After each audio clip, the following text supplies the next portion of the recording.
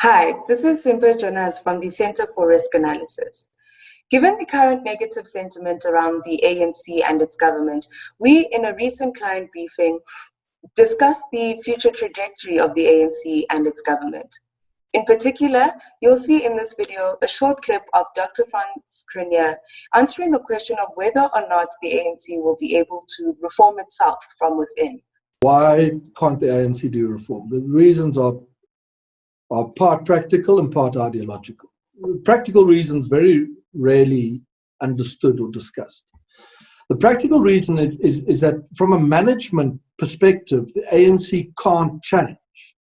It's not led in the way that a corporation is by a CEO. It has a collective, a dynamic, a culture, management culture, and it seeks consensus, particularly so under Mr. Ramaphosa. And if you look at the top 100 of the ANC, so its executive committee and related hangers-on, it's impossible ever to find consensus within that group. You've got state capture suspects who should spend the rest of their lives in jail. You've got nascent reformers such as the finance minister. You've got communists and you've got capitalists. You've got all manner of other parties and factions. And to find common ground amongst them could never happen. But the ANC is waiting to agree on what to do before it does anything. But it will never agree. Mandela understood that. The ANC in exile was much easier to run as a party because it could avoid the pitfalls of democracy. In its leaders could make firm executive decisions. That's what Mandela did in 92. That's why the era from 92 to 2007 was quite successful.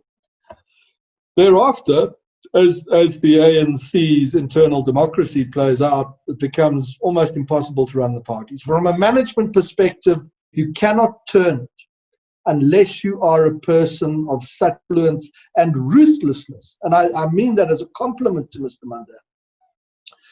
And we don't have that in Mr. Ramaphosa. So it's impossible to move. Second reason is ideological. And this is the great blind spot in business analysis and thinking about South Africa. Ideologies do determine the policy trajectories and frameworks of the parties and governments that believe in them. And the ideological outlook of the ANC since 2007 has increasingly fallen back on the dogma that the party adopted under East German and Soviet influence in the 1950s and 60s and through the 1970s and into the early 1980s. And we had a question this morning, I think from a client, I don't remember exactly what, or yesterday evening, I think there was a question from a client in a briefing, a junior colleague told me of where the client said something along the lines of, why doesn't the ANC drop its ideology and do the right thing? And that is the crux of the thing. If you deeply believe the ideology, if it governs your worldview, you cannot drop it. And that's why some governments lose and why some political parties lose power. They can see their defeat is coming.